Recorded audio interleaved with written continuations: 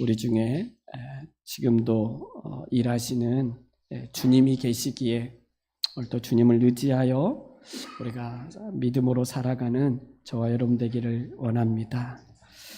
사울이 왕으로 뽑히다 라는 제목으로 또 말씀을 나눕니다. 사사시대에 이제 저물어 가고 왕정 시대가 열리는 어떤 시기에 하나님께서 사울을 왕으로 세우는 이야기를 지금 함께 나누고 있습니다. 사울은 베냐민 지파이고 그렇게 영적인 것에 이렇게 관심이 없는 사람이었지만 아마 사울의 상태는 그 당시 이스라엘 백성들의 영적인 상태일 거예요.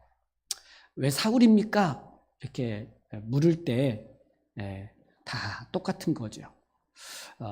그래서 사울을 하나님이 택하셔서 그를 부르시고 사무엘을 통해서 기름을 붓게 하죠. 여러분, 기름 부음은 하나님이 너를 택하여 왕으로 세웠다, 이걸 보여준 거예요. 사울이 잘 몰라도 지금 자기에게 지금 일어나고 있는 일이 뭔가 심각한 일이 일어나고 있다는 건 감지하고 있죠. 하지만 막 사모한 것도 아니고 뭔가 이 영적 세계를 알고 고통스러워하고 왜 지금 하나님의 백성들이 이렇게 살아가는가, 하나님은 지금 뭘 하기를 원하시는가, 막 이렇게 묻지도 않은, 전혀 영적인 어떤 감각이 없는 상태에 있는 사울이라 할지라도 지금 하나님께서 사무엘을 통해서 자기에게 막 이런 일들을 막 말하고 너를 하나님 이스라엘의 왕으로 세웠다, 이런 이야기를 막 듣고 성령의 기름을 부음을 받아도 자기 안에는 아직 확신이 없을 거예요. 그래서 기름을 부음받고 난 다음에 사무엘을 통해서 3가지 징조를, 네가 이제 나를 떠나서 너의 고향으로 갈 때 3가지 징조를 보게 될 거다, 이렇게 지난주에 우리가 함께 살펴봤죠. 첫 번째 증거는 이 라헬의 묘실 곁에 갔을 때, 여러분, 지명을 이야기한다는 이야기는 하나의 사건이잖아요. 여러분, 여기 은혜 동산교회로 오기 위해서 어떤 지역을 거쳐서 오잖아요. 근데 그 지역에 거쳤을 때 거기서 무슨 일이 또 일어난다는 거예요. 그러니까 아주 구체적이고 아주 디테일하게 어떤 이야기를 하고 있는 거예요. 그 말은 지금 너를 통해서 일어나는 이 모든 일들이 지금 사실이고 지금 하나님이 하시는 일이라는 걸 알도록 하는 거잖아요. 그때 이 라헬의 묘실 곁에서 2 사람을 만날 텐데 그들이 너에게 하는 말이 암나기를 찾았다, 일이 있고, 2번째는 그 상수리, 다볼 상수리 나무에 이르렀을 때 베델로 올라가는 3 사람을 만날 텐데 그 4 사람도 아니고 2 사람도 아니고 3 사람. 그 중에 한 사람은 염소 새끼 3마리를 들고 있을 거고, 한 사람은 떡 3덩어리를 들고 있을 거고, 한 사람은 포도주 1 가죽 부대를 들고 있을 거다. 염소 4마리도 아니고 2마리도 아니고 떡 4덩어리도 아니고 2덩어리도 아니고. 그러니까 이게 이런 것들이 진짜 딱 보여주는 거예요. 이게 확신해라, 좀 믿어라, 좀 확실하고 믿어라, 이런 얘기한 거죠. 또 결정적인 것은 하나님의 산에 이르렀을 때에, 이건 그 사울의 고향 기브아라고 그랬어요. 그러니까 동네에 딱 이르렀을 때에 이 선지자 무리들을 만날 텐데 그때 하나님의 영이 너에게 크게 임하여서 네가 예언할 거야, 이런 얘기를 한 거죠. 그리고 실제 그 징조들이 너에게 일어나거든 너는 하나님이 너와 함께 하심을 믿고 하나님을 따라서 행하라, 이렇게 7절에 이야기했죠. 그리고 그 3가지 징조가 실제로 일어났다라는 이야기를 지난주에 했어요. 그 3가지 중에 1가지, 바로 하나님의 영이 사울에게 임하여서 그의 마음이 새롭게 되어지고 그가 예언을 한 이야기를 하면서 속담이 생길 정도로, 사울이 선지자 중에 함께 있더냐? 이런 속담이 생길 정도로 그의 급변한 변화, 급속한 변화를 모든 사람들이 알게 됐다라는 이야기를 했어요. 그러면 사울은 이런 모든 일들을 겪으면서 이제 성령까지 받았으면, 은사까지 경험했으면 좀 더 확신 속에서, 그래, 주님이 나를 쓰시려고 하신다고? 하나님이 나를 택하셨다고? 그래, 내가 한번 주님 앞에 헌신하고 순종해보자. 이런 확신을 가지면 좋겠는데 확신이 안 생겨요. 잘. 꼭 이 사울의 모습을 보면 꼭 제 모습 같기도 하고 우리의 모습 같기도 해요. 그래서 숙부가 사울을 불러서, 야, 너희들 지금까지 뭐 하고 돌아다녔어? 그랬더니 사무엘을 만났습니다. 이렇게 말하니까, 그러면 사무엘이 너희들에게 무슨 말을 하더냐? 라고 말하니까, 사무엘이 우리에게 암나기를 찾았다는 이야기를 했습니다. 그리고 뭐라 그래요? 16절에 사무엘이 말하되 나라의 일은 말하지 아니하고. 여러분, 나라의 일은 말하지, 사무엘이 암나기만 찾았다고 말한 게 아니라 이 사울을 극진하게 대접하면서 너를 이스라엘 나라의 왕으로 하나님이 너를 택하셨다, 여러 징조들을 너에게 보여주지 않았냐, 이것을 숙부에게 말하지 않아요. 여기서 이 숙부, 우리가 지난주에 제가 14절부터 16절을 다루지 않아서 잠깐 다루는 건데, 여기서 이 숙부가 아버지의 동생이에요. 14장에 보면 이 사람이 누군지가 나오는데 바로 넬이라는 숙부예요. 넬. 그의 아들 아비넬이라고 하는 아들이 있는데, 그러니까 사춘지간이죠. 이 사울 왕이 통치할 때 이 아비넬이 군대 장군이 돼요. 가족들 이제 이런 거죠. 근데 이 숙부가 어떤 영향력이 있는지 아버지를 만나지 않아요. 그러니까 사울이 돌아왔을 때 아버지를 만나서 아버지와 대화하는 게 없어요. 누구와 대화해요? 숙부와 대화하는 이야기가 16절까지 나오는데, 그게 이제 너 어디 갔다 왔냐? 뭐 이런 얘기 하다가 나라의 일을 말하지 아니하니라. 어떤 분들은 신중한 모습을 보여주고 있다, 사울이. 이렇게 이야기하지만 저는 보면 이 자기의 이 부르심에 대해서 아직 그런 성령 체험, 은사를 경험했음에도 불구하고 좀 더 확신하지 못하고 있는 사울의 연약한 모습이 아닌가, 이런 생각이 들어요. 그래서 17절부터, 오늘 읽었던 이 17절부터 이제 공식적으로 이 사울이 하나님이 택한 왕임을 공식적으로 드러내는 장면이 나오는데, 바로 제비뽑기를 통해서 사울이 이스라엘의 왕이 됨을 알리는 이야기가 10절부터 나오는 거죠. 참 우리는 연약함이 있어요. 예수 그리스도의 십자가의 죽으심의 말씀을 듣고 우리가 믿는 것도 은혜이지만, 이 믿을 때 성령의 내주하심이 있고, 그 성령이 우리 마음을 새롭게 하셔서 이제 영적인 걸 보게 하고 주의 뜻을 따라 살아가려고 하는 이 마음을 품게 해요. 근데 그리고 그런 마음을 가지고 할 수 있는 은사도 주신대요. 근데 우리는 그럼에도 불구하고 여러 가지 것들로 인해서 주를 위해서 적극적으로 헌신을 못해요. 두려움도 있고 아직 내 안에 이 확신이 안 생기기도 해요. 이런 연약함들이 이제 있지만, 그러나 하나님은 여전히 일하고 계시죠. 그냥 하나님이 이 사울을 택하고 이를 통해서 이스라엘을 왕으로 쓰시고자 하실 때 하나님이 그냥 열심으로 이 일을 주도해 가시는 거예요. 하나님이 이끌어 가시죠. 이게 정말 큰 은혜인 것 같아요. 나의 연약함이 있고 아는데도 순종을 못하고 있고, 정말 보여요. 저게 하나님의 뜻이구나. 그런데 할 용기도 안 나고 능력도 없어 보이고 막 자신을 보니까 더 초라해 보이면서 못해요. 헌신을 못해. 그러다가 삐끗해서 넘어지고 또 조금 하면 좀 교만해지고, 이런 게 우리의 연약함인데, 그럼에도 불구하고 하나님은 일하신다.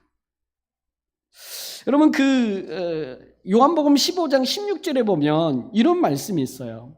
너희가 나를 택한 것이 아니요 내가 너희를 택하여 세웠나니 이는 너희로 가서 열매를 맺게 하고 또 너희 열매가 항상 있게 하여 내 이름으로 아버지께 무엇을 구하든지 다 받게 하려 함이라.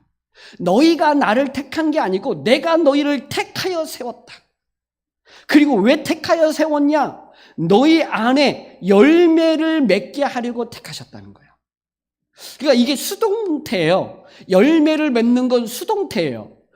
능동태는 내가 노력하고 열심을 내야 열매를 맺는 거잖아요. 근데 하나님이 택하여 그리스도 안에 있으면 열매는 수동태라는 거예요.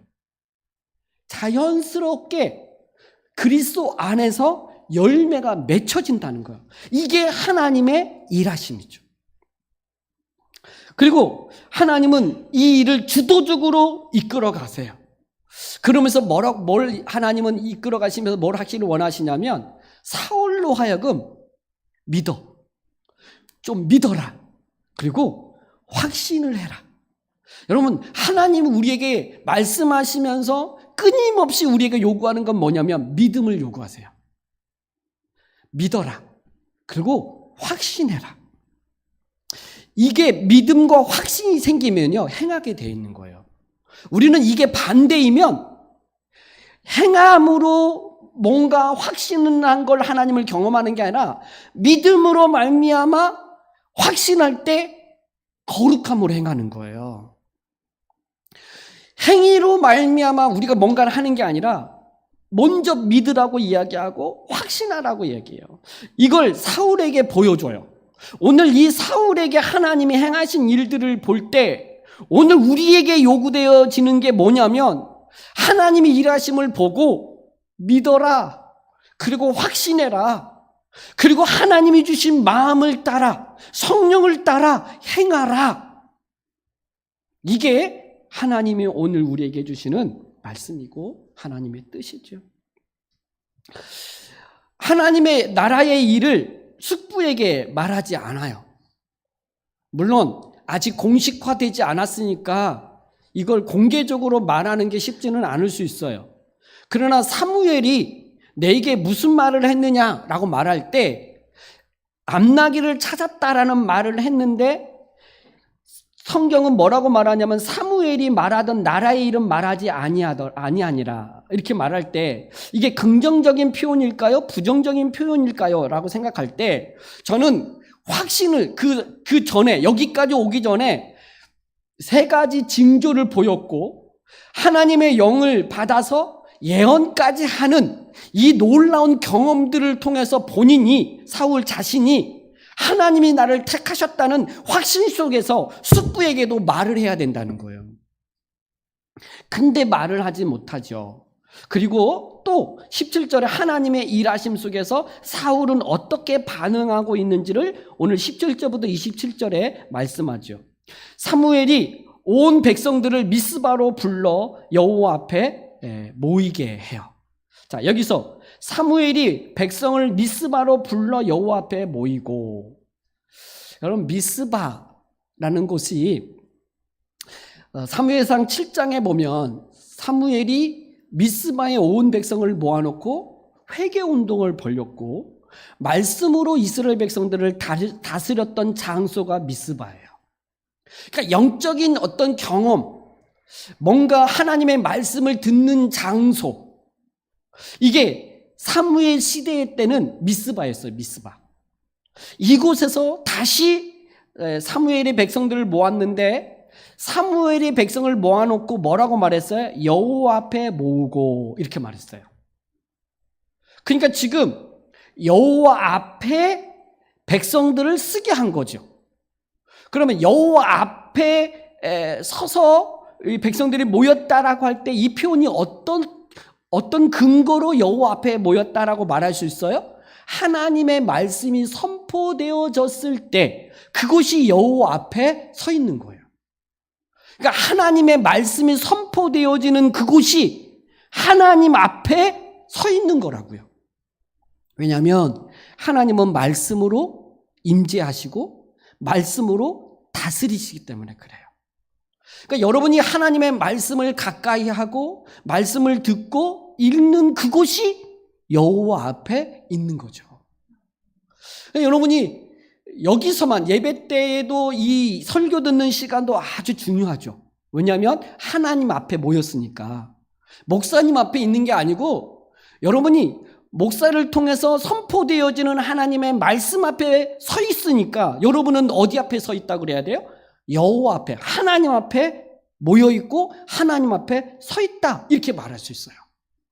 그래서 하나님의 말씀을 들으면서 하나님을 만나게 되고 하나님이 누구신가를 아는 것이고 하나님의 뜻이 무엇인가를 알아서 순종하게 되어지는 거죠.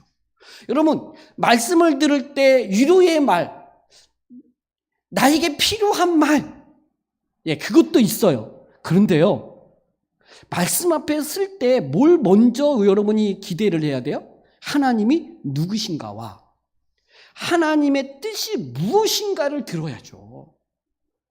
내게 원하는 말씀, 내게 필요한 말씀, 이것은요, 하나님이 나에게 뭔가 그냥 나를 위해서 존재하는 하나님이에요. 그때그때마다 나에게 필요한 말씀을 주고 위로해주고 격려해주고 복을 주어서 나를 풍성하게 해라. 이거 어떻게 보면 다른 종교에서도 똑같지 않을까요? 여러분, 어머니들이 예전에 산에 올라가서 막 빌 때 자기가 원하는 걸 구하잖아요. 신이 원하는 건 구하는 게 아니에요.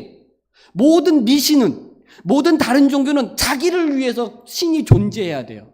그럼 우리의 하나님은요, 우리가 믿는 하나님은요, 나를 위해서 하나님이 존재하는 게 아니라 내가 하나님 앞에 서서 하나님 말씀하시옵소서, 내가 듣겠나이다. 이게 사무엘이 처음 하나님의 부르심 앞에 섰을 때의 반응이었잖아요. 내게 원하는 말씀이 말씀해 주세요. 내가 힘든데 이거 내게 이게 뭔가 답을 주세요.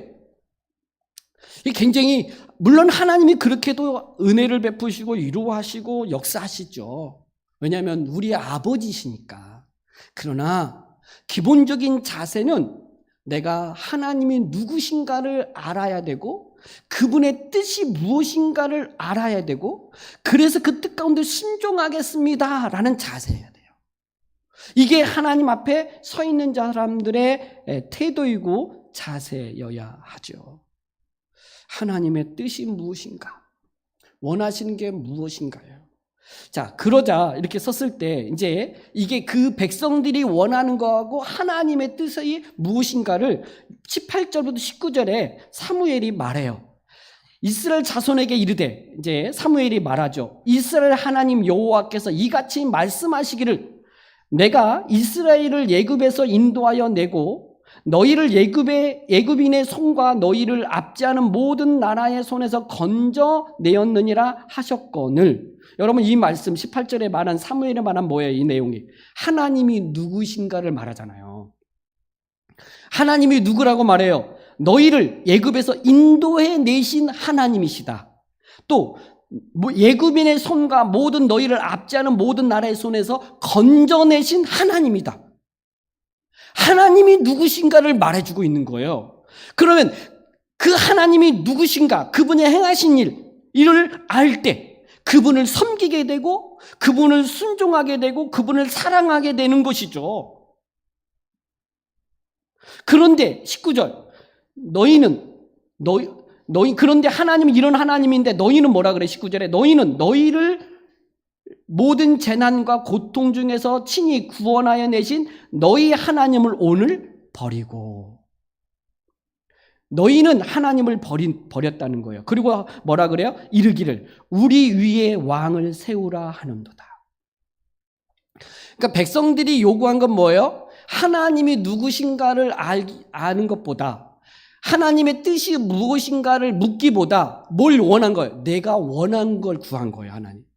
하나님, 우리에게 왕을 세워주세요. 우리가 원하는 이런 이방 나라의 왕들처럼 우리에게도 왕을 세워주시달라고 요구한 거예요. 그러니까 자기가 원하고 자기가 바라는 것들을 막 구하는데 이게 구하는 것이 무엇인지도 모르고 구했다는 거죠. 이것은 오늘 나를, 하나님을 버린 거다. 이렇게 얘기했어요. 하나님이 누구신가와 그분이 그분의 뜻이 무엇인가를 알아가는 것이 그의 백성들의 자세이고 태도여야 하는 것이죠. 마음에 잠깐 불편하고 힘들고 어려운 문제들이 우리 안에 참 많아요. 그래서 그게 좀 풀어졌으면 좋겠고 잘 해결됐으면 좋겠고, 그리고 내가 경제적인 문제이든 몸의 아픔이든 또는 가정의 문제이든 자녀의 문제이든 사실 우리 안에 상적해져 있는 많은 어려움들이 우리 안에 있어요. 사실 그것 때문에 막 압박해오고 막 어찌할 바를 모르겠고 이렇게 하자니 힘들 것 같고 저렇게 하자니 힘들 것 같고 이런 문제가 사실 산적해져 있는 게 우리의 현실은 맞아요. 근데 하나님은 뭐라고 말씀하시냐면, 그래, 그렇지만 먼저 하나님이 누구신가를 붙들어야 되고 그분이 뜻이 무엇인가를 좀 알라고 얘기해요. 근데 지금 하나님이 누구신가를 말할 때 그 말한 이야기는 언제 이야기냐면 아주 몇백 년 전에 애굽에서 나온 이야기예요. 그리고 많은 사람들의 손에서 건져냈다는 이야기를 해요. 근데 오늘 나는 건져내짐을 못 받았잖아요. 오늘 나는 인도함을 못 받고 있잖아요. 그러니까 과거의 이야기를 자꾸 하면서 오늘 현재 내가 겪고 있는 것은 하나님은 모른다고 생각하고 좀 현실감 있는, 아니 그 옛날 그 조상들의 구원 말고 오늘 현재 내게 일어나는 이 현실적인 어려움들을 인도하시고 건져내시기를 구하면서, 그러면서 뭐라고 얘기하냐면 왕을 세워달라고 요구한 거예요. 근데 하나님은 그 과거에 애굽에서 인도하시고 또 애굽인의 손에서 건져낸 이야기를 하고 있어요. 그 이야기는 그것이, 그 과거의 일이 현재의 너희를 존재케 하고 있다는 이야기예요. 여러분, 이 말이 무슨 말이냐면, 우리는 자꾸 성경에 제가 말씀 설교하고 뭐 이야기할 때마다 꼭 십자가 이야기, 예수 그리스도의 얘기로 귀결돼요. 아니 그건 2000년 전에 팔레스타인에서 예수님이 십자가에 못 박혀 죽으신 이 사건 이야기를 왜 자꾸 하냐고. 오늘 내 직장에서 일어나는 이 어려움과 경제적인 새 문제, 월세를 내야 되고 또 뭔가를 해야 되는 이 어려움 앞에 그 십자가에 달리긴 예수님의 이야기가 오늘 나의 문제와 무슨 연결이 있다고 자꾸 예수님 이야기하냐 이렇게 말할 때가 있어요. 근데 그 사건이, 그 십자가의 사건이 진행형으로 오늘 나를 존재케 하는 거예요. 이게 무슨 얘기냐면, 여러분 1945년 광복이라고 하는 역사적 사건이 하나가 있었어요. 그 역사적 사건이 우리를 일본의 압제에서 해방시켜서 오늘 우리가 자유인으로 민주주의 안에서 여기서 살아가고 있는 이 진행형, 그때의 그 사건이 오늘 나라에게 영향을 주고 있는 거예요. 만약에 그 사건이 없었다면 여전히 우리는 일본의 속국안에서 어떤 그 일본 사람 눈치를 보거나 일본의 어떤 통치 아래 놓여 있었을 거란 말이에요. 근데 그 사건이 오늘 나에게 엄청난 이 결과로 가져왔고 자유로운 대한민국의 국민으로서 살아가는 어떤 시점이라는 거예요. 이게 십자가 사건, 2000년 전에 일어난 십자가 사건이 오늘 나에게 현실적으로 이 일이 지금 이루어지고 있는 현재의 일이라고 이야기하고 있는 거예요. 그 일이 일어났다면 오늘 하나님은 나를 구원하셨고 오늘 나를 또한 인도해 가시는 하나님 되심을 말씀하고 있는 거죠. 그러니까 오늘 우리는 그 이야기가 아니라 광복 이야기를 하면서 오늘 우리의 자유를 이야기할 수 있는 거예요. 왜 우리를 구속하고 왜 일본의 눈치를 보냐라고 말할 수 있는 것은 그 광복이라고 하는 사건 때문에 오늘 그 이야기를 할 수 있다는 얘기예요. 왜 죄 문제를 우리 안에 죄의 자유함이 있냐? 예수 그리스도의 십자가 사건을 통해서 오늘 우리는 죄에서 자유함을 얻었다라고 이야기할 때 그 죄의 자유함으로 인해서 그 묶이려고 하는, 죄 아래 묶으려고 하는 곳에서 해방시키는 일이 오늘 일어나는 일이기 때문에 그런 거죠. 이스라엘 백성들로 하여금 지금 하나님께서는 그 이스라엘의 인도하심과 하나님의 인도하심과 건져내심에 대한 이야기를 하면서 너희를 다스리시고 너희를 구원해내신 왕이 누군지를 말해주고 있는 거예요. 이스라엘 백성들에게. 근데 너희가 어찌하여 이방 나라 사람들처럼 왕을 요구하냐? 이건 나를 버린 거다. 이렇게 이야기하고 있는 거죠. 이 말씀이 저는 오늘 또 우리에게 많은 부분을 또 생각하게 만드는 것 같아요. 현실 이야기, 상황 이야기를 자꾸 꺼낼 때 목사님, 말씀을 알겠는데요. 현실은 그렇지 않아요. 그 말씀대로 살면 안 돼요. 힘들어요. 이렇게 얘기할 때. 뭐가 현실이냐라고 할 때 성경은 말씀이 현실이라 그래요.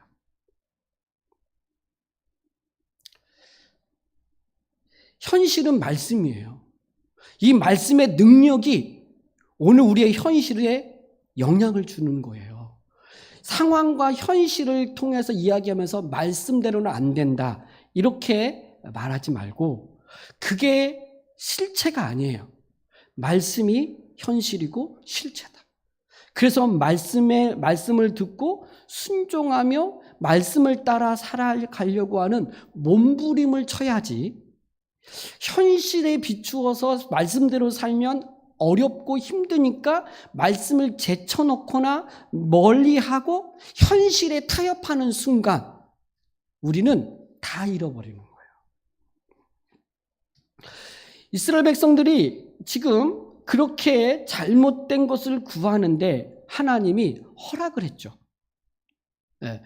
너희가 하나님을 오늘 버리는 거다 이렇게 말해놓고 19절 하반절에 그런즉 이제 너희의 지파대로 1000명씩 여호와 앞에 나오라 하고 아니 너희가 왕을 구하는 게 지금 하나님을 버리는 거다라고 말해놓고 지금 그러면서 뭐라 그러냐면 지파별로 1000명씩 앞으로 나오게 하라는 거예요. 아니 이렇게 말했으면 부정적인 거잖아요. 왕 세우는 게 하나님의 뜻이 아니라는 그런 거고 하나님이 기뻐하지 않는 거라고 이야기하잖아요. 그러면 돌이켜 회개해 뭐 이렇게 가야 되는데 알았어 1000명씩 나오게 해 이렇게 하나님이 하신다는 거죠. 지난주에도 계속해서 반복해서 말씀을 좀 나누고 있는 내용이기는 하지만 그럼에도 불구하고 하나님이 허락하시고 그리고 그 안에서 하나님의 뜻을 이루시려고 하죠. 인간의 왕은 실패하지만 참된 왕 예수 그리스도를 우리에게 보여주고자 하는 예표로서 왕을 세우려고 하세요. 초대 왕 사울은 실패하죠. 두 번째 왕 다윗이 그나마 하나님의 마음에 합하여 하나님을 대신하여 왕으로서 다스렸죠. 그러나 다윗 왕 이후에 또 왕들이 실패해요. 결국 왕정 시대도 실패할 것을 보여주면서 결국 모든 백성들은 참된 왕을 소망하게 되고 그 참된 왕으로서 예수 그리스도가 이 땅에 오셨고 그 예수님을 우리의 왕이라고 그리고 그분의 다스림 앞에 통치 앞에 순종할 때 그분의 통치 안에 들어간다. 이렇게 되는 거죠. 그래서 하나님은 잘못된 왕을 구함에도 불구하고 이것을 허락을 해요. 그러나 허락하지만 백성들이 원하는 왕은 아니에요. 하나님이 원하는 왕을 세우려고 이제 하시는 거죠. 자, 그래서 이 내용은 이제 뒤에 가서 좀 더 설명을 하고요. 그래서 사무엘이 모든 백성들에게 각 지파별로 1000명씩 여호와 앞에 나오게 해요. 1000명씩. 그러면 12,000명. 12지파니까 12,000명이 모여요. 그 미스바 안에 딱 서 있고 여기서 12,000명 중에서 지파를 먼저 뽑는데 어느 지파가 뽑혔어요? 20절에 보니까 베냐민 지파가 뽑혔어요. 자, 베냐민 지파 중에 이제 족속별로, 가족별로 이제 묶었을 때 또 어느 가정이 뽑혔냐? 마들이라고 하는 가족이 뽑혔어요. 제비뽑기예요. 그리고 그 가족 중에서 뽑으니까 누가 뽑혔어요? 기스의 아들 사울이 뽑혔어요. 자, 여러분, 이 사울이 이제 마지막 제비뽑기에서 뽑혔는데, 먼저 제비뽑기는 여러분 알다시피 이렇게 막 섞어놓고 이렇게 뽑는 거잖아요. 하나 탁 뽑았을 때 뽑히는 게 이제 제비뽑기잖아요. 이게 하나님이 택하셨다라고 하는 어떤 증거로서 사용되어지는 게 제비뽑기였어요. 구약에서 하나님께서 이 제비뽑기로 하나님의 뜻을 이렇게 많이들 드러내셨죠. 신약에서 제비뽑기가 한 번 있었어요. 언제? 예수 그 가룟 유다를 대신하여 그 12 제자를 세울 때 마띠아를 뽑을 때 12 제자들이 이 제비뽑기를 통해서 마띠아를 뽑아요. 그리고 12 제자가 딱 이제 다시 갖춰지자 사도행전 1장이었고 2장에 성령이 임하시고 이 성령의 내주하심 속에서부터 이제는 제비뽑기가 없어요. 제비를 뽑지 않아요. 지금도 우리는 제비뽑기로 하나님의 사람을 뽑지 않아요. 이거 안 돼요. 왜 안 될까요? 성경에 제비뽑기가 있으니까 우리도 제비 뽑아서 직분자를 뽑고 막 이렇게 합시다. 안 돼요. 그렇게 하면 안 돼요. 그러면 어떻게 뽑아야 되느냐? 성령이 임하시고 난 다음에 한 사건이 있었는데 7 집사를 뽑는 얘기가 나와요.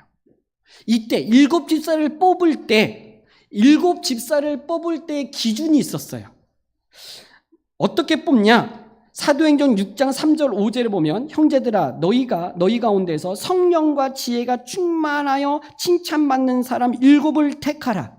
우리가 그 일을 그들에게 맡기고 우리는 오로지 기도하는 일과 말씀 사역에 힘쓰리라 하니 온 무리가 이 말을 기뻐하여 믿음과 성령이 충만한 사람 7을 택하여 사도들 앞에 세우니 사도들이 기도하고 그들에게 안수하니라.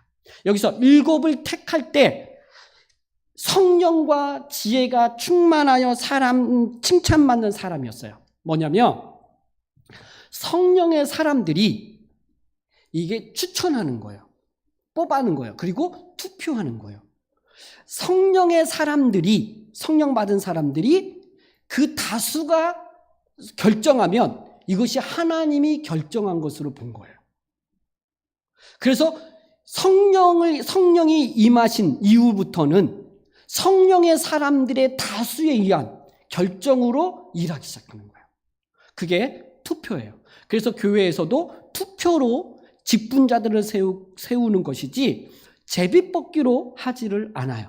이게 이제 신약 시대에 일어나서 변화 중에 하나이죠. 그러나 구약 시대에서는 이 성령의 내주하심이 강력하게 모든 사람들에게 임하지 않았고 특별히 하나님의 사람들 소수에게 임했기 때문에 하나님의 이런 택함의 방식인 제비뽑기로 이 일들을 행하셨어요. 자, 이때 뽑는데 베냐민 지파가 뽑히고 뭐 마드리 가족들이 뽑히고 사울이 뽑히잖아요. 근데 여러분 이제 여기까지 올 때 지금 이 제비뽑기 하기 전까지 하나님은 사울을 택하셨어요. 그리고 사무엘 등에서 뭐까지 했어요? 기름 부음까지 받았어요. 사울은 또 어떻게 됐어요? 성령까지 받았어요. 예언까지 할 정도였고 새 마음을 가졌다 그랬어요. 그러면 끝난 거 아니에요? 이미 끝났잖아요. 사무엘이 세웠으니까, 인정했으니까 그냥 공포하면 되잖아요. 근데 제비뽑기라고 하는 굳이 이런 절차를 밟아야 될까? 굳이 이런 절차를 밟아가지고 꼭 사울이 하나님이 택한 왕이라는 것을 꼭 드러내야 되는가? 라는 문제예요. 근데 하나님이 이런 방식으로 일하세요. 자, 지금 온 이스라엘 백성들을 다 모아놨어요. 그리고 1000명씩 각 지파의 사람들을 나오게 했어요. 그리고 그들이 뽑았어요. 사무엘이나 하나님이 딱 한 게 아니라 그들이 뽑고 뽑아서 사울이 딱 뽑히는 순간 하나님이 사울을 택하였구나라고 하는 걸 누가 인정할 수밖에 없어요. 온 백성들이 인정하는 거예요. 이게 뭐냐면 공식적으로 사울이 이스라엘 왕으로 하나님이 택했다는 것을 공포하는 거예요.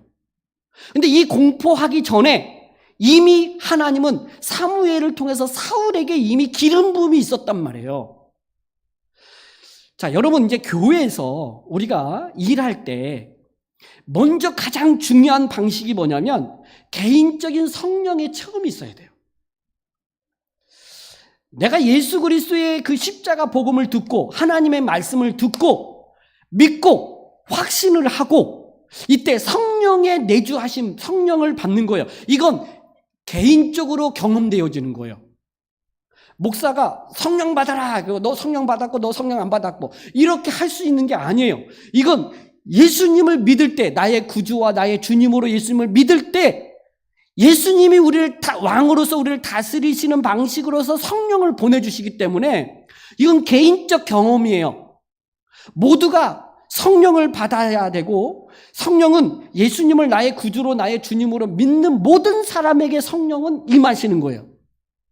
이건 개인적 경험이 있는 거예요. 그 개인적 경험을 받은 다음에 여전히 본인이 불안하고 확신할 수 없지만, 그러나 자기 안에 뜨거움이 있어요. 하나님을 사모하는 마음과 사랑하는 마음과 예배하고자 하는 마음과 헌신하고자 하는 이 마음이 모든 그리스도인들, 성령 받은 사람들에게는 있단 말이에요. 이걸 본인이 부정할 수가 없어요. 그러잖아요. 여러분, 처음 정말 사랑하는 연인을 만났을 때 그 연인도 나를 좋아한대. 그러면 세상을 다 가진 것처럼 세상의 모든 것이 아름다워 보이는 이 경험을 하는 거예요. 이 경험을. 이건 경험한 사람만이 아는 거죠. 맛본 사람만 아는 거죠. 이것은 누구가 말해줘서가 아니라 본인이 예수님 안에서 경험되어지는 거예요. 성령의 내주하심 속에서 확신되어지는 거란 말이에요. 그러나 다른 사람은 모르죠. 근데 그 확신 속에서 주를 예배하고 헌신하고 주를 살고자 하는 모습은 보여요. 바뀌었네? 저 사람이 달라졌네? 라고 하는 걸 사울을 아는 사람들이 다 확인하는 것처럼 달라졌음을 아는 거예요. 야, 사울 같은 사람도 예언을 해? 사울도 선지자 중에 있단 말이야? 이게 변화예요, 변화. 말의 변화, 생각의 변화, 마음의 변화가 성령이 우리 안에 오셔서 큰 변화 중에 변화를 가져오는 것 중에 하나가 뭐냐면 마음의 변화예요. 새 마음을 주시는 거예요. 이 새 마음 때문에 물불을 가리지 않고 하나님 앞에 나오는 거예요. 이게 성령의 역사이죠. 그러니까 이 마음을 갖는 이 사람에게 가장 두 번째 이제 일어나야 될 일이 뭐냐면 공식적으로 이게 인정받아야 돼요. 그게 교회의 물세례예요, 물세례. 그러니까 먼저는 예수님을 믿을 때 성령 세례를 받고 그리고 경험되어진 사람이 교회의 세례를 받는 거예요. 이건 공식적으로 신자다, 성도다라고 하는 것을 공포하는 거예요, 공포. 그러면 본인이 이미 자기 안에 확신하고 있는데 그 교회에서 모든 사람 앞에서 세례를 딱 받는 순간 자기는 인정받는 거예요. 아니, 인정 안 해도 확신이 있는데 공식적으로 딱 세워지니까 정말 주를 위해서 헌신하죠. 그러니까 이게 모든 사람들 앞에 공식적으로 공포되어지는 이 일이 있어야 되는데 이것을 온 백성들이 부정할 수 없는, 하나님이 진짜 택한 사람이라는 것을 인정할 수밖에 없는 방식으로 이 제비뽑기로 이 일을 행한 거예요. 여러분, 이제 본인도 십자가 복음, 예수님을 믿음으로 구원의 확신이 있어야 되고 교회도 그 사람을 확신해야 돼요. 그게 세례의식이거든요. 아무나 세례를 주면 이거 책임을 정말 교회가 감당해야 돼요. 이건 두려운 거예요. 이 하나님의 거룩함을 무너뜨리는 거거든요. 여러분, 거듭나지 않은 사람, 성령 받지 않은 사람이 하나님의 일을 할 수가 없어요. 이제 사울의 이야기를 계속 할 텐데 이 사울이요, 이게 변질돼요. 자기가 안에 확신을 가지고 교회의 인정과 그리고 교회의 관할과 치리, 그러니까 교회의 이 다스림 안에 지도하에 있어야 거기서 자유롭게 주님을 예배하고 섬기면서 헌신할 수 있어요. 이게 안 되면 굉장한 이 신앙의 큰 걸 잃어버리게 되는 거예요.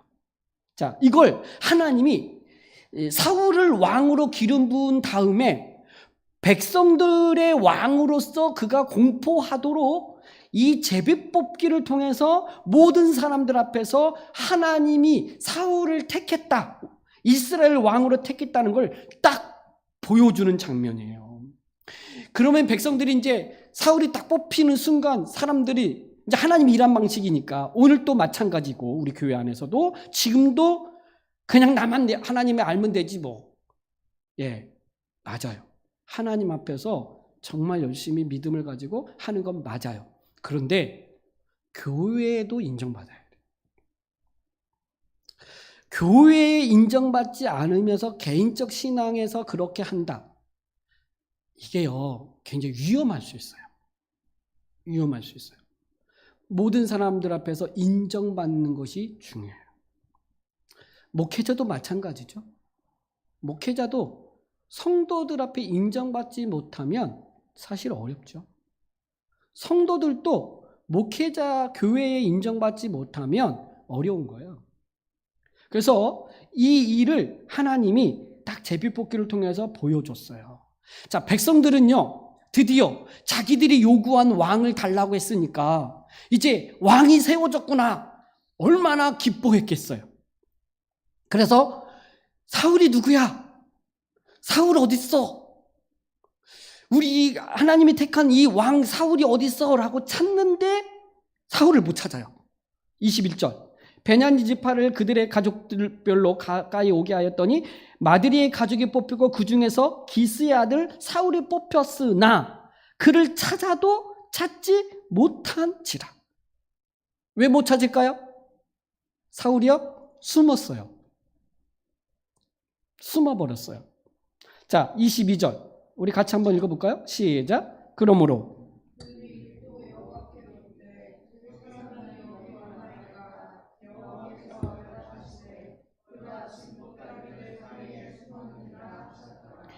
아멘. 자, 숨었어요. 백성들이요, 얼마나 기대하면서 드디어 우리에게 하나님이 왕을 세우셨구나. 참 원치 않지만 잘못된 거지만 드디어 왕이 세워졌구나라고 해도 기대감을 가졌겠죠. 그래서 막 찾는데 못 찾아. 드러나지 않아. 어딨나 아무리 찾아도 없는데, 그래서 또 여호와께 묻는 게 참 그래요.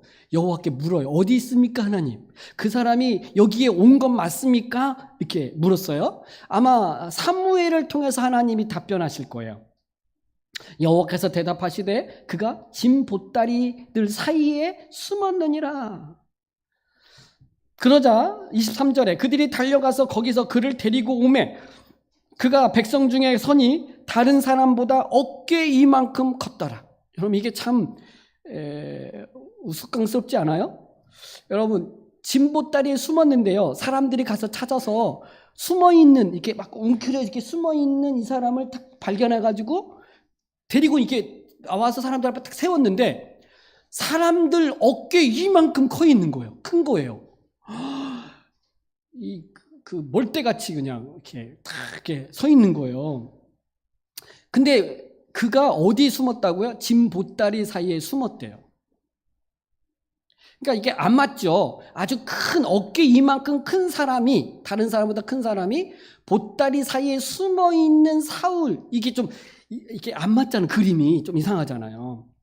그러니까 그렇게 이제 숨었다는 거죠. 근데 이렇게 숨은 것, 왜 숨었을까? 저는 지금까지 10장에서 사무엘을 통해서 하나님이 끊임없는 말씀, 밤에 같이 담소를 나누면서 사무엘이 사울에게 뭐 하나님 여러 이야기를 했을 거예요. 그리고 기름까지 부고 3가지 징조를 보이고 하나님의 영이 그에게 충만하게 임하고 막 이 모든 일들을 다 겪었지만 여전히 사울에게는 두려움이 있어요. 두려움이. 내가 정말 잘할 수 있을까? 두려움이 있는 거예요. 정말 내가 할 수 있을까? 지금까지 하나님을 사모하지도 않았고 경험하지도 않았고 많은 일들을 하지 못했는데 내가 잘할 수 있을까라고 하는 이 두려움, 이게 사울로 하여금 숨지 않았을까? 왜 숨었는지에 대해서는 이야기를 하지는 않아요, 본문은. 그러나 여전히 그 사울의 태도를 볼 때 여전히 왕이면 늠름하게 탁 뽑혔을 때 납니다, 이렇게 백성 앞에 서서 내가 당신들의 왕으로 이제 하나님이 나를 택하셨습니다, 함께 합시다, 막 이렇게 가야 되는데 이게 왕인데 숨어있는 왕, 이게 안 맞는 것처럼 왜 그럴까? 두려움이다, 두려움. 왜 주의 일을 하지 못할까? 왜 우리는 하나님께서 마음을 주시고 여러 은사를 주시고 그 수많은 성령께서 말씀하시는 그 음성들 속에서 이 마음을 주시고 저 마음도 주시는데 왜 우리가 못할까 할 때 우리 안에 그 끊임없이 이 남아있는 이 두려움, 걱정, 염려, 이게 우리로 하여금 주의 일을 선뜻 나서지 못하게 하는 것 같아요. 두려움. 근데 이 두려움이 왜 생길까? 이렇게 묵상해 볼 때 이 두려움이 왜 생길까 할 때 자기 자신을 이렇게 깊이 묵상하면 두려운 것 같아요. 그러니까 하나님보다도 내가 더 크면 두려워요. 이게 무슨 말이냐? 내 능력으로 하는 게 아니거든요. 하나님의 능력으로 하는 거예요. 근데 하나님의 능력보다도 내 능력 없음이 더 크게 내 안에 이게 싹 트고 있을 때 못 움직여요. 그러니까 이것도 믿음의 방식, 믿음인데 하나님을 못 믿는 거죠. 그 하나님의 능력을 못 믿는 거죠. 하나님의 일하고 계심을 못 믿는 거죠. 그러니까 나같이 부족한 자가, 능력 없는 자가, 무지한 자가 뭘 할 수 있는가, 주의 일에. 내가 한다는 게 이게 뭐 대단한 일일까? 하나님은 자꾸 우리에게 마음을, 성령을 통해서 주시는데 이것도 좀 같이 하고 저것도 좀 했으면 좋겠고 이렇게 하는데 못 움직여요. 못 움직여. 그리고 자꾸 진보다리 뒤에 숨어요. 숨고 또 숨어있는 내 모습을 보죠. 하나님이 찾는데 너 왜 또 거기 숨어있니? 그냥 숨어있어. 그냥 숨어있어. 근데 딱 서 있으니까 다른 사람보다 어깨 이만큼 딱 서 있는데 본인만 계속 안 된대. 그것도 못하겠고 저것도 안 된다고 계속 얘기해. 이게 믿음 없는, 그러니까 자신이 하나님보다도 더 크게 이렇게 내 자신이 이렇게 있을 때, 내가 볼 때, 나를 볼 때 이것도 부족하고 저것도 부족하고 이것도 안 될 것 같고 저것도 안 될 것 같은 이 마음이 하나님이 하라고 하는 일을 못하게 만드는 이 두려움에 쌓이게 되어져서 주의 일을 참 못하는 거 아닌가. 저에게도 하는 말씀이에요. 여러분에게도 하는 말씀이겠지만. 그래서 믿음이 필요하고 이 일에 함께 해야 되는데, 자, 이때 이 사무엘은 뭐라고 이야기하냐면, 그렇게 숨어 있는 사울을 이렇게 사람들 앞에 딱 세운 다음에 24절, 여러분 한번 읽어볼까요? 24절 시작. 사무엘이 모든 백성에게 이르되 너희는 여호와께서 택하신 자를 보느냐? 모든 백성 중에 짝할 이가 없느니라 하니 모든 백성이 왕의 만세를 외쳐 부르니라. 여러분, 사무엘이요, 백성들 앞에서 이 숨어 있다가 잡혀 나온 사울을 보여주면서 너희는 지금 여호와께서 택하신 자를 지금 보라. 모든 백성 중에 이만한 사람이 없다. 여러분, 백성 중에 짝할 이가 없다. 이 짝할 이, 이게 뭐냐면 이만한 사람이 없다라는 말이에요. 그러니까 하나님이 택하였기 때문에, 하나님이 부르신, 하나님이 세운 사람이기 때문에 이만한 사람이 없다는 거예요. 사울은 두려워 숨어요. 근데 하나님은 지금 택하였기 때문에, 하나님이 택하셨기 때문에 이만한 사람이 이스라엘 백성들 중에 없다라고 말하자 백성들이 왕의 만세를 크게 외쳐 불렀어요. 만세 불렀죠. 이 만세 소리를 들을 때에 사울의 표정과 몸짓은 어땠을까? 멋쩍었겠죠. 뭐야, 지금 또. 하나님의 일하심은 정말 대단하신 것 같아요. 그러니까 하나님이 주도적으로 일을 이끌어 가시는 이 하나님이세요. 그냥 우리는 하나님의 도구로 쓰임을 받는 존재예요. 이걸 잊지 말아야 돼요. 사울이요, 이 모습을 잊지 말아야 돼요. 근데 나중에요, 하나님 위에 있어요. 그래서 교만해지죠. 이런 하나님의 일하심을 보면서 참 이렇게 가죠. 그러자 25절 사무엘이요, 나라의 제도를 백성들에게 말해요. 나라의 제도. 아마 이 나라의 제도가 뭘까 할 때 신명기 17장 14절부터 20절에 있는 말씀일 거라고 봐요.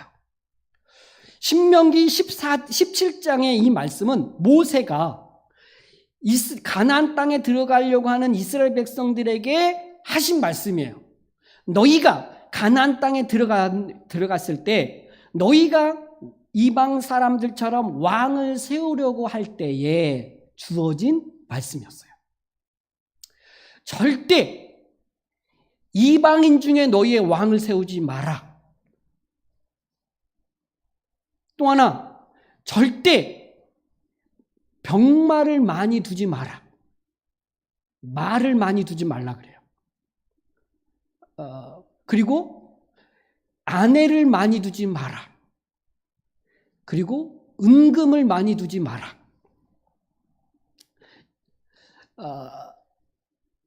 그러면서 이 모든 것들을 어기면, 네가 이걸 지키면 네가 교만하지 아니하여 하나님 앞에서 계속 왕으로서의 이 직무를 감당해야 될 거다라는 이야기를 모세가 가나안 땅 들어가기 전에 신명기 17장에서 말하는 메시지를 사무엘이 다시 이 율법책을 보면서 이걸 온 백성들에게 가르치고, 왕도 사울도 이걸 기억해야 되고, 그리고 이걸 기억하도록 뭐라 그랬어요? 책을 기록하여, 그러니까 문서화시킨 거예요. 그러니까 복사를 이렇게 문서화 다시 해서 여호와 앞에 두었어요. 근데 이때 모세는 뭐라고 했냐면 그 말씀을 기록하여 왕 옆에 두고 항상 그 말씀대로 순종하라, 이렇게 말씀을 했어요. 그러니까 백성도 알아야 되고 왕도 알아야 돼요. 어떤 거, 어떻게 나라를 다스려야 되는지를, 어떤 마음과 자세로 해야 되는지를 보여주는 거예요. 하나님 앞에서 다스려야 되고 하나님의 말씀에 순종해야 된다는 것을 가르친 거죠. 한마디로 요약하면 그 증거로서 뭐였냐면, 이 왕을 다 세운 다음에 사무엘이요, 백성들을 돌려보내고요, 왕도 자기 집으로 돌려보내요. 사울이 왕 됐잖아요. 근데 사무엘이 왕을, 야, 이제 집으로 가, 아직 왕궁이 없으니까, 돌려보내는 이 장면이 뭐냐? 바로 하나님의 말씀 앞에 순종해야 되고 그 하나님의 뜻대로 살아야 됨을 보여주는 장면이 바로 모든 백성들을 집으로 돌려보내는, 그리고 사울도 자기 집으로 가라, 이렇게 이제 허락하는 거죠. 왕이면 내가 이제 왕궁으로 가서 내가 마음대로, 이게 아니에요. 이게 이제 하나님의 아니라는 방식이죠. 그래서 하나님의 말씀을 그 백성들에게 왕의 제도를 가르치고 왕에게도 가르치고 그것을 기록하여 여호와 앞에 두고 모든 백성들은 그 말씀대로 가야 돼요. 자, 그리고 마지막, 이제 이 일이 다 끝났어요. 그리고 이제 집으로 가는 중에 두 부류의 사람들이 나타나요. 26절, 27절. 자, 읽어볼까요? 시작.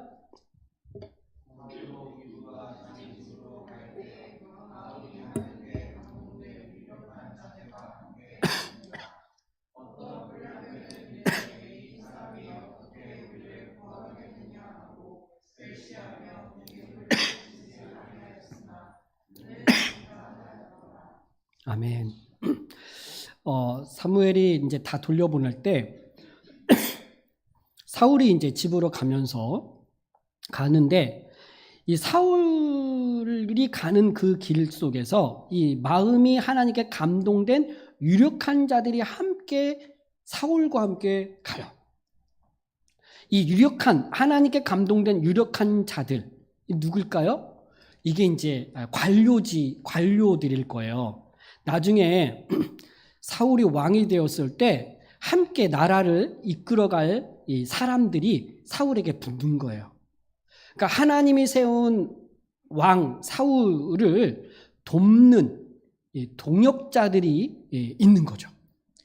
그래서 그들이 사울이 왕되자 그들이 함께 가요. 또 한 그룹이 있는데 20절째를 보면 어떤 불량배들이 이르기를 이 사람이 어떻게 우리를 구원하겠느냐 하고 멸시하며 예물을 바치지 아니하는 사람들이 나타나요. 한 부류는 바울을 지지하고 함께 가는 사람들이 있고 한 부류는 아니 저런 사람이 무슨 우리의 왕이야. 저 사람이 무슨 우리를 구원하겠어. 근거는 진보다리에 숨어있는 왕이 어딨어.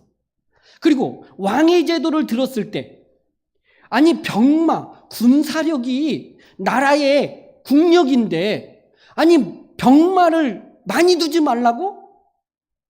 다른 나라는 그 군사력이 그 나라의 국력인데 아니 하나님은 왜 군대를 많이 두지 말라 그러냐고. 아니 왕이면 왕의 권위와 왕의 위엄이 있어야지. 그래서 많은 아내들도 거느리고 좀 돈도 많고 이래야지. 아니 그걸 많이 두지 말라고? 아유 하나님은 왜 그렇게 그런 나라를 이야기를 해? 그래 이 불량배들이요 그런 사람들이에요. 하나님이 세우신 방식을 거부하는 사람들이에요. 그러니까 하나님이 세운 사울도 마음에 안 드는 거예요. 하나님이 말씀하신 나라의 제도도 마음에 안 드는 거예요. 내 마음 그렇게는 안 된다고 보는 거예요. 그러니까 어떻게 그 사람이 그 진보다리에 숨어있는 하나님이 택했어도 제비뽑기를 통해서 왕으로 세웠다 할지라도 아니 진보다리에 숨어있는 그 사람이 우리의 왕이 어떻게 돼요? 그가 무슨 우리의 왕이 위험이 있습니까? 하고 거절해요. 이 부류들이 생겼어요. 그래서 멸시하고요. 예물도 바치지 않아요. 헌신도 안 할 뿐만 아니라 뒤에서 막 이렇게 하죠. 근데 사울이요. 잠잠했대요. 보복하지 않았어요. 이때까지는 괜찮아요. 그러니까 이게 자신도 자기에 의해서 왕이 된 게 아니잖아요. 하나님이 세우신 거잖아요. 그러니까 이게 이 일을 그러니까 영적으로 보는 눈과 인간적인 눈으로 보는 것과는 정말 차이가 많이 나죠. 그러니까 교회를 볼 때도 너무 약해 보일 때 안 되는 것 같은데 사실 교회의 머리는 주님이시라고 이야기하고 주님이 다스린다고 하죠. 우리는 이걸 보는 거죠. 나의 믿음도 연약하고 우리의 부족함이 있지만 하나님께서 이 교회의 머리로서 다스리시고 또 그분이 주의 일을 이끌어 가시기에 우리는 그것을 보면서 지금 우리가 하나님의 뜻이 무엇이고 원하시는 게 무엇인가를 맞춰갈 때 이 놀라운 하나님의 역사들이 이루어져 가는 것이죠. 이 마음에 하나님께 감동되어 마음이 하나님께 감동되어 사울과 함께 가는 사람, 불량배로서 이 모든 일들을 거부하고 일어난 이 모든 들을 부정하는 나는 동의할 수 없고 나는 따를 수 없고 나는 함께할 수 없다라고 하는 이 무리들이 생겼어요. 이제 11장에 가보면 정말 사울이 하나님이 택했다는 증거들을 모든 백성들이 인정할 수밖에 없는 일들을 보고 나서 백성들이 말해요. 누가 감히 이 사람 사울이 우리를 다스릴 수 없겠다고 말한 사람 누구야? 하고 사람들이 들고 일어나요. 우리가 하나님의 일하심을 보면서 우리는 순종하고 가는 거죠. 우리에게 있어서 능력이 있어서 가는 게 아니라 하나님의 능력을 믿고 하나님의 일하심을 보면서 순종하며 가는 거예요. 그랬을 때 두려워하지 말고요. 주님이 주신 마음을 가지고 헌신하는 거예요. 용기를 내시고 성령님의 인도하심 따라 순종함으로 그 부르심 앞에 쓰임받는 저와 여러분이 되기를 주님의 이름으로 축복합니다. 기도하겠습니다. 우리 말씀을 좀 같이 기억하면서 오늘 주신 말씀을 붙들고 기도했으면 좋겠습니다. 하나님이 우리를 그리스도 안에서 택하셨어요. 내가 하나님을 택한 게 아니라 하나님이 나를 택하셨대요. 왜요? 많은 열매를 맺게 하시려고 택하셨대요. 내가 열매를 맺는 건가요? 아니요. 수동태래요. 능동태가 아니래요. 하나님이 누구신가를 알고 그 하나님의 뜻을 알고 그 뜻에 순종하는 사람들 안에 열매가 있다는 거예요. 이 열매를 맺게 하시는 하나님을 보면서 우리 자신이 약함과 연약함과 무지함과 어리석음을 알지만 현실의 어려움이 우리 안에 분명히 있지만 그러나 그 하나님을 믿는 그 믿음으로 우리가 우리 자신을 내어드릴 때 하나님은 우리를 통하여 그의 나라를 하나님의 구속하심을 이루어 가시는 거죠. 우리는 그곳의 도구로 쓰임받는 것에 영광스럽게 여기고 더 주의 일에 헌신하고 뛰어들 수 있는 그 은혜, 그런 주를 위해서 살다가 주의 부르심 앞에 부름을 받는 그 영광스러운 삶이 우리의 삶이 되어질 수 있도록 또 그렇게 살아가는 인생이 되어질 수 있도록 그렇게 하나님 앞에 우리 함께 마음을 다하여서 기도하겠습니다. 하나님 아버지 감사합니다. 우리를 부르시고 우리를 택하시고 우리를 통하여 그 하나님의 영광과 그 하나님의 구원하심의 귀한 일들을 이루어 가시려고 하시는 하나님의 은혜를 보게 하시고 헌신하게 하시고 또 뛰어들게 하시고 또 우리를 통하여 일하시는 그 하나님을 믿고 확신함으로 두렵지만 우리의 상황이 현실이 어려움이 있지만 그러나 다시 한번 하나님을 믿고 다시 한번 주님을 의지하여 주님 앞에 나아갈 수 있도록 주여 인도하여 주시옵소서. 너무나 연약하고 비겁하고 참으로 어리석은 모습이 우리 안에 있어 하나님 용기를 내지 못하고 하나님 다시 한번 주님 앞에 헌신하지 못하는 약함을 주여 불쌍히 여겨주셔서 하나님 다시 한번 주님 앞에 일어나서 그 일을 감당할 수 있도록 하나님 도와주시고 성령님 역사하여 주시고 하나님의 열매가 우리 가운데 더 많이 맺혀져 갈 수 있도록 하나님 축복하여 주시옵소서. 용기를 허락하여 주시옵소서. 하나님 감사합니다. 우리를 붙드시고 우리를 인도하시고 우리를 건지시고 하나님의 자녀로 하나님의 백성으로 하나님의 거룩한 성도로 또 이 땅 가운데 살게 하시니 감사합니다. 하나님 이것이 무엇인지 분명히 알고 이 부름 앞에 순종하게 하여 주시옵소서.